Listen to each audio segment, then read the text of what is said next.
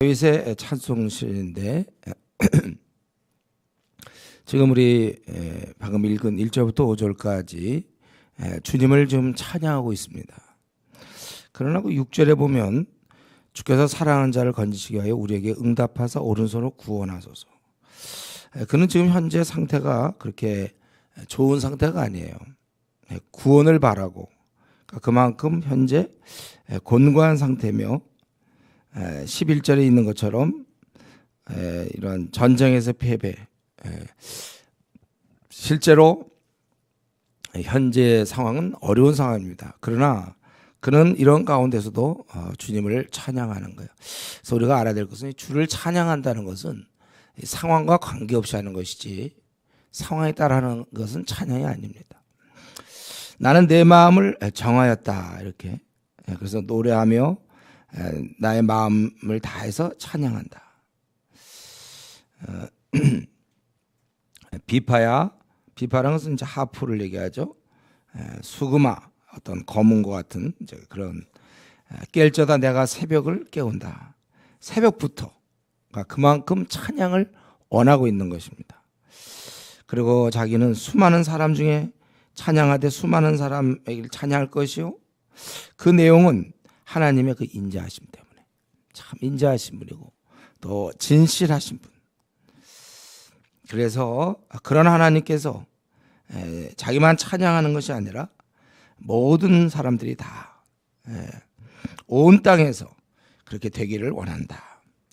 이 찬양을 이렇게 보다 보면 결국 다윗 왕 개인적으로 하나님의 그 인자하심을 아주 깊이 그 하나님의 인자하심에 대해서 체험을 한 것입니다. 자, 하나님의 인자하심과 그 진실하심을 깊이 체험을 했어요. 원래 우리 신앙생활이 이제 여기서부터 시작해야 돼요. 우리 신앙생활은 하나님의 그 은혜, 나 같은 것을 향하신 하나님의 인자하심, 그래야 이 신앙이 이렇게 자라가는 거예요. 그러니까 우리 빌딩 같은 데 보면, 높은 빌딩 보면 이제 이 밑에가, 지하가 깊은 지하가 있어야 돼요. 이걸 파야 높이 올라가는 것처럼. 그래서 집안이 괜찮고 하는 일도 잘 풀리고, 그러니까 어떻게 하여튼 일마다 잘 풀리고 승승장구하고 신앙생활을 잘할 수가 없어요. 재주가 없습니다. 아무리 자기가 신앙생활을 잘해 볼래도 인자심을 체험할 기회가 없잖아요. 그러니까 집안이 참 별로 좋지 않고 하는 일도 잘 안 풀리고 뭐 별로 이렇게 내세울 것이 없고 이제 이런 경험, 이럴 경우에 인자하심을 우리가 충분히 체험할 수 있지만, 그래서 지금 사실은 이 다윗 같은 경우도 자기는 이런 좀 현재 상황이 굉장히 어렵기 때문에 또는 지금까지 살아오면서 과거에 많은 은혜를 받았다는 거예요. 그래서 다음 단계로 나갈 수 있고 이 인자심을 깊이 깨닫고 은혜를 깨달을 때만이 여러분들이 이 신앙생활이 이렇게 의무로 느껴지지 않는 거예요. 주를 위한 수고와 또 예배와 섬김과 봉사와 충성이 기쁠 따름인 것입니다. 사랑하는 사람을 위한 수고는 그거는 오히려 힘들기보다는 기쁨이며 감사예요. 엄마가 이 자녀를 돌볼 때 바로 그런 이런 면에서 과연 우리 자신을 들여다볼 때 내가 지금 이렇게 예배드리고 기도 생활하고 또 성경을 읽으며 뭐 전도를 하고 또 선교를 하고 내가 나름대로 주님을 섬기는 거 이걸 기쁨 때문에 할 수 있고 감격 때문에 할 수 있을 날은 도대체 언제 나에게 찾아올 것인가. 우리가 이런 신앙생활하면서 빨리 이런 단계로 진실로 하나님의 그 인자하심을 깊이 깨달아서 그래서 주를 감사한 마음으로 섬길 수 있도록 우리가 기도해야 될 것입니다. 또 이렇게 깨달은 자는 반드시 그분을 드러내고 알리기를 원하는 마음으로 발전하는 것입니다. 그래서 자기는 찬양했고 왜 찬양하면 4절에 인자하심 때문에 그리고 그분의 영광이 온 땅에 퍼지기를 열망한 것입니다. 초대교인들이 왜 이렇게 다니면서 복음을 전했습니까? 바울은 무엇 때문에 바울 사도는 그렇게 돌아다니면서 이 귀한 예수님을 편만하게 전하려고 했습니까? 그는 그들 마음속에는 자기가 가장 사랑하는 그분이 이 땅에서 존귀한 자로서 찬송을 받아야 한다고 생각했기 때문에 그래요. 이것은 논리가 아닙니다. 은혜를 깨닫는 자의 자연스러운 마음의 흐름입니다. 하나님을 사랑하는 자는 하나님이 높임 받기를 원하고, 그렇기 때문에 우리가 전도도 하고 선교도 하는 것은 그분을 높이려고 하는 것입니다. 이제 그는 이러한 마음 속에서 6절부터 9절에 보면 주님께 간구하고 있죠. 우리를 건져달라, 구원해달라. 그런데 이렇게 하는 이유가 7절에 이미 우리 거룩하신 하나님께서 말씀하셨기 때문에 그렇다는 거예요. 그래서 회복된다는 겁니다. 지금 그렇지는 않지만 말씀하셨기 때문에. 그래서 얘기하기를 내가 세겜을 나누며 할당한다는 뜻이죠. 세겜은 이제 요단 서편에 있던 거, 또 수꽃 골짜기를 측량, 요단 동편이죠. 또 길르앗이 내 것이요 므낫셋, 길르앗 므낫셋, 요단 동편에 길르앗이며 또 므낫셋도 반지파가 요단 동편에 있었죠. 다 내 것이다. 그러니까 지금 바산의 지대를, 아주 비옥한 지대를 얘기하고 있어요. 또 에브라임은 사마리아죠. 내 머리에 투구며 유다는 나의 규고, 모압은 내 목욕통이요 에돔은 내 신발을 던지고 블레셋은 외쳐라. 나의 승리를 외치라는 거죠. 그들은 적 패배해서 그게 다 이제 우리의 그 영토가 된다는 것입니다. 근데 지금 상황은 이게 아닌데, 이렇게 하는 거는 바로 7절에 하나님이 그의 성소에서 말씀하시되 이랬다고. 하나님이 말씀하셨기 때문에 상황은 지금 그거 아니에요. 그러나 그렇게 될 수밖에 없다는 것입니다. 하나님이 이렇게 말씀하셨기 때문에 10절에 이런 10절부터 13절 마지막 절까지 승리를 확신하는 거예요. 내가 어떻게 그 에돔성을 정복할 수 있을까? 이 에돔성은 그야말로 난공불락의 도시, 특별히 수도 페트라가 그랬습니다. 어떻게 내가 이렇게 말씀은 했지만 내가 어떻게 이걸 갖다가 정복해서 그렇게 할 수 있겠는가? 그것은 바로 하나님께서 도와주심 때문에 가능하다는 것입니다. 그래서 10절에 누가 나를 이끌어 견고한 성읍으로 인도해드리며 누가 나를 에돔으로 인도할까? 하나님이요 주께서 우리를 버리지 아니하셨나이까? 하나님이요 주께서 우리 군대들과 함께 나아가지 아니하시나이다. 우리를 도와 대적을 치게 하소서. 사람의 구원은 헛됨이니라. 이렇게 자기가 하나님 말씀했지만 승리를 확신한 것은 하나님의 도우심이라는 거죠. 그런데 이제 현실은 지금 어때요? 현실은 11절에 있는 것처럼 하나님이 우리 군대를 버리고 함께하지 않았다. 이 말은 어려웠다는 것이고, 이것은 우리가 싸워서 이길 수 없다는 것입니다. 그러니까 하나님 말씀하셨기 때문에 승리를 확신하지만 현실을 들여다볼 때는 그렇지가 않아요. 이제 이럴 때 우리가 다윗의 신앙을 볼 수 있는 것이죠. 그럴 때 그는 하나님이 하신다 하더라도 현실은 이렇게 안 되니까, 그래서 바로 기도가 있는 거예요. 간구함. 이루어지지 않는 그 갭을 바로 기도로 메우는 거죠. 간구하는 거예요. 그래서 우리를 도와 대적을 치소서. 사람의 구원은 헛것입니다.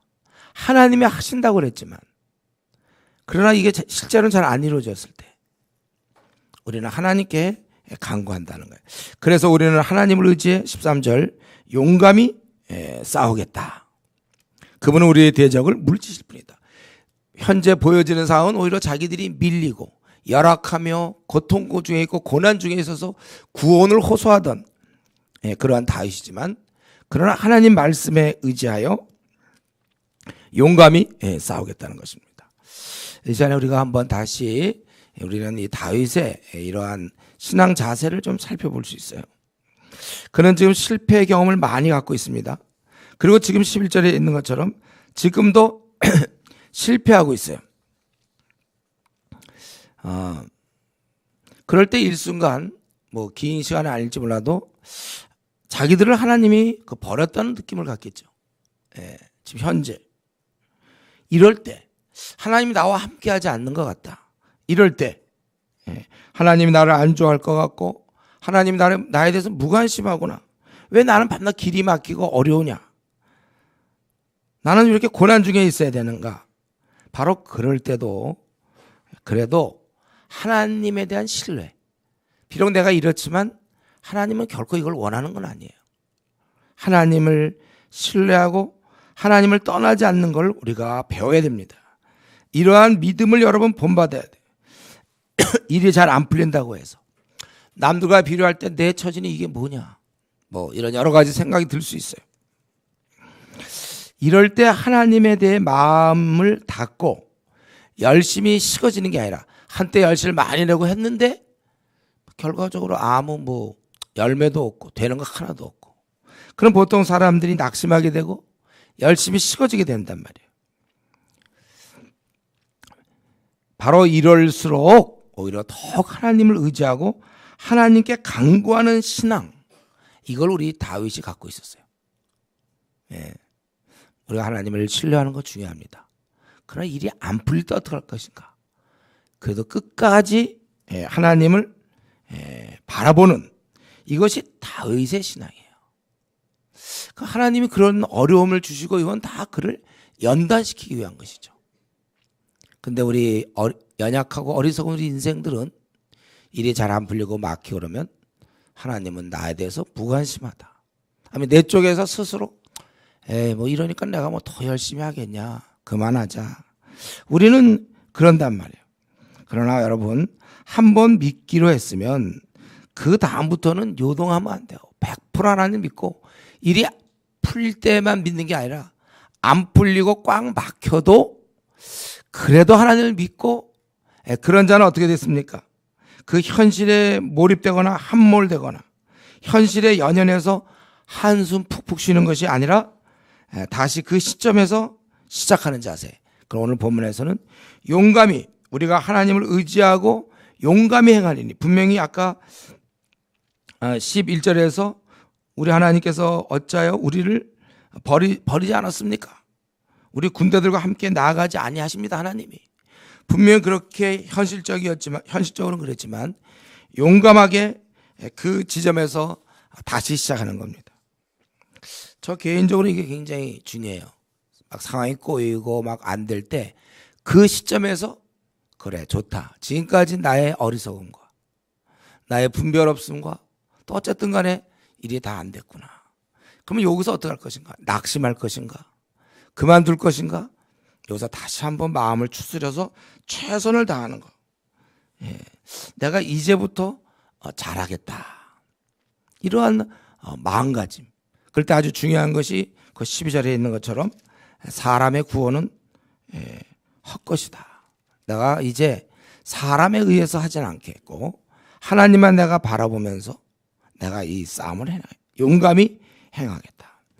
여러분, 이게 사실입니다. 우리가 진짜 하나님을 신뢰한다면 마음으로만 하나님, 이게 아니라 실제 이제 행동으로, 그러니까 용감히 행하리니 이렇게 행동으로 이어지는 것입니다. 행하는 믿음을 보이는 거예요. 정말 하나님이 왕이시고 정말로 하나님이 나에 대해서 인자하신 분이며 내 편이시라면 내가 지금 무엇이 두렵습니까? 왜 내가 주저해야 합니까? 여러분, 내가 이게 하나님의 일이라고 해서 시작했다가 상황이 여의치 않고 그래서 낙심돼서 자포자기한 건 없습니까? 여러분, 그렇다면 지금 내가 마땅히 하나님이 기뻐하실 일인 거 알면서도 주저하고 좀 해보려다가 안 돼서 멈춘 것이 있다면 우리가 이 시간에 다시 한번 마음을 결단하십시오.